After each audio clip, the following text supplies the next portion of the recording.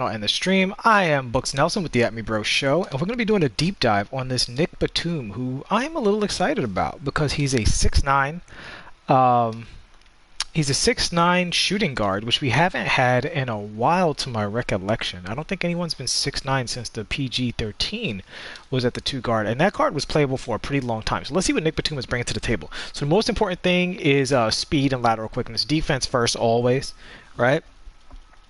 And in that regard, I mean, Nic Batum at his height was actually considered a very good defensive player.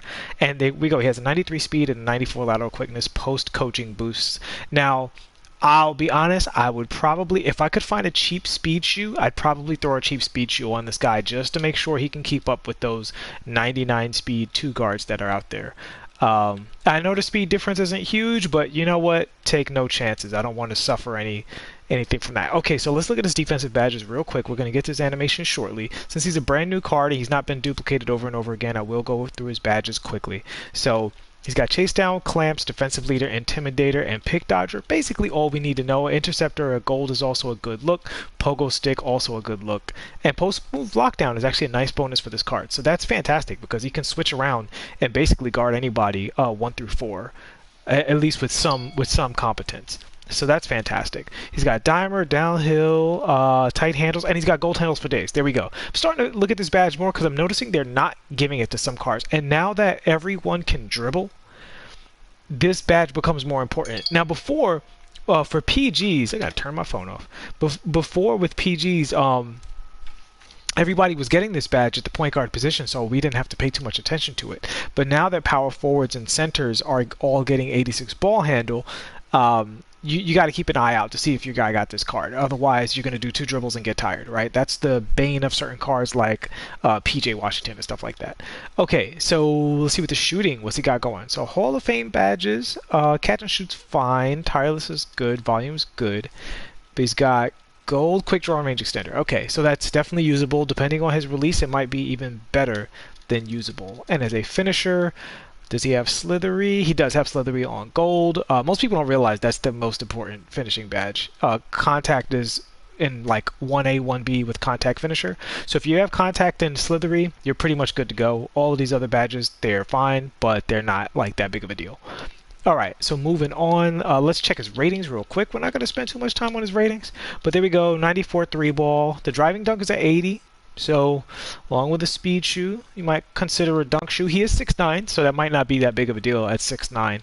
But I prefer my guy to be able to get contact dunks. Somebody asked me in the comment section, if dunking is only +3, how, why would that give him contact dunks? It's because his dunk is going to go up with floor general and when he starts to get in a takeover. So he's going to be able to get contact dunks at some point during the game. I don't want the card to have to all the way be in takeover to get contact dunks. I prefer if with a shoe and floor general he could already get contact dunks, or with a shoe and he makes a couple of 3-pointers, now he's getting contact dunks as well. He becomes a better card over the course of the game. So the dunk shoe just ensures that he becomes a better character at some point during the game, because if he's not in flow to offense, he might not get that far in the takeover, but you'll get 1 or 2 points to your dunk fairly early on. So it's to reduce the amount of buffs you need. He's got 70s in the rebounding, which is fantastic. Interior defense, perimeter defense, both looking great, actually, like really, really good. Steals looking really great. Block is very, very solid for his position. Lateral quickness is outstanding, and as we saw, the speed and all that's great. 70 strength is respectable, but not phenomenal. And there we go. All right, so let's go ahead and look at Nic Batum's animations. So there are his hot zones, which are also really outstanding for a diamond card. We know with those spotlight sims, they're really being stingy with some of those.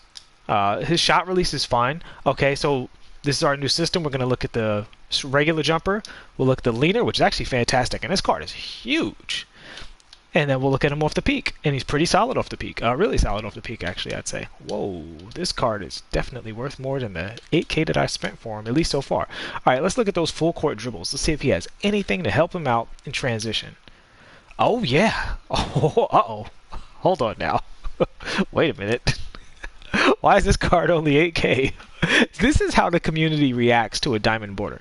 Literally, if this card was exactly the same and had a galaxy opal border, he'd actually be 10 times more expensive. Because that behind the back dribble alone makes him useful. Because if he has that behind the back dribble, that means he can now, go to this kind of thing, and he has something he can do in half court. Now, I don't know the rest of his dribbles. I haven't looked at this card previously. The rest of his card could be trash, but he has enough that he's not 100% just a cone. And as a cone, he's already a good player at 6'9" at the 2 guard. This guy's probably going to make my team. I'm not even going to lie. It's probably going to be him and RJ at the 2 guard for me. And I do have Cam Reddish as well. And Cam Reddish will be in the mix. But yeah, this guy is fantastic. D Johnson, Highlight Factory, Spatial Jones. What's up, y'all? All right, let's look at the rest of his dribbles. Crossover is good, not phenomenal, but good. By the way, I did a review on that Spencer Dinwiddie. He has the best crossover in the game. His crossover is so fantastic. I'm legitimately keeping the card for that reason.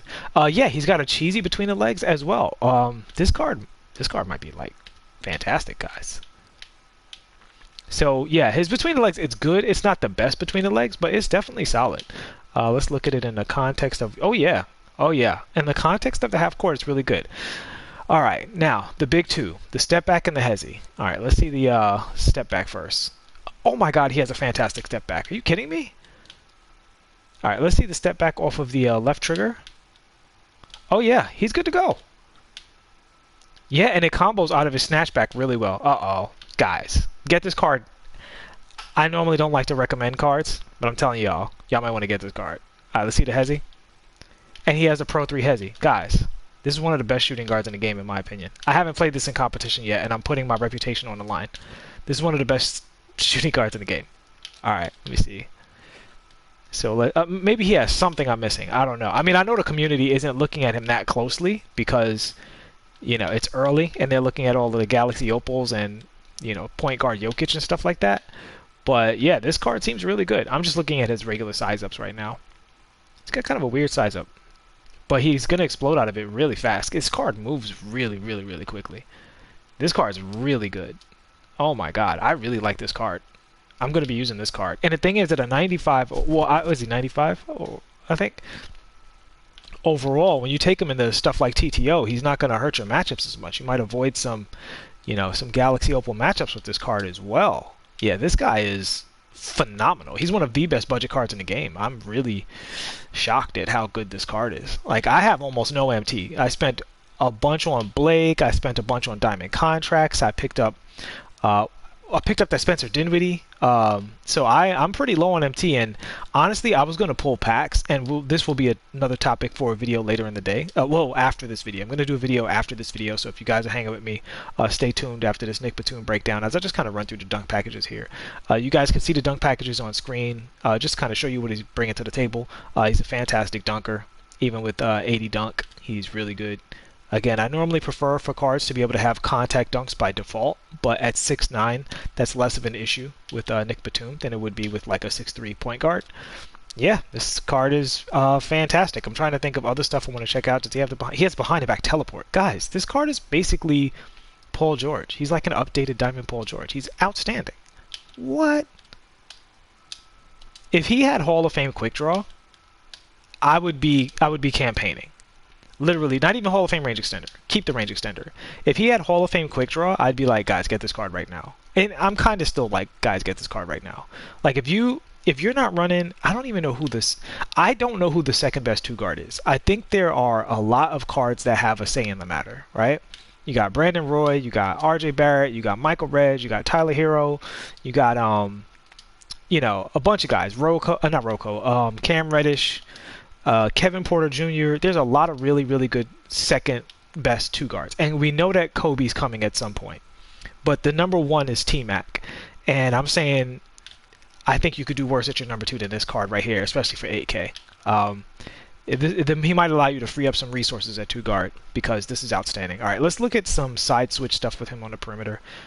Can he do that? No, he can't. He can't do the Steph Curry side switch on the perimeter. So there's one thing he's not good at. He's basically elite at everything else. So yeah, so you can't do any killer crossover stuff either. His size up is just a little too slow for that.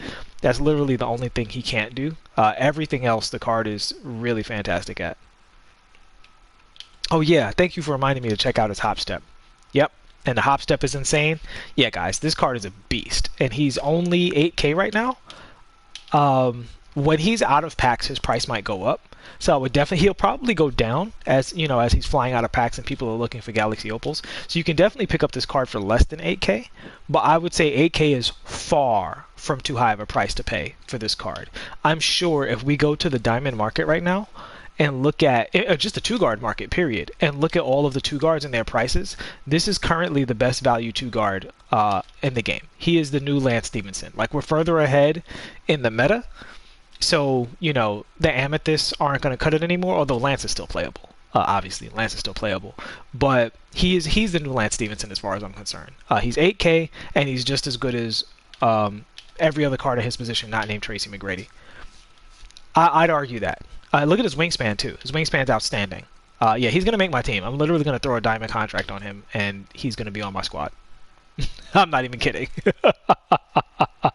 Yeah. So let's look at him out of the triple threat, and then I'm going to shut this video down after that. But I'm going to start up another stream so we can talk about the rest of the cards in the pack, particularly Jokic at the point guard. We could talk about Hito Turkoglu at the point guard too, not because he's particularly overpowered, but just because he doesn't belong at the point guard position, right? Like Ben Wallace and LeBron James actually play point guard. Even Giannis technically played point guard at some point in his career.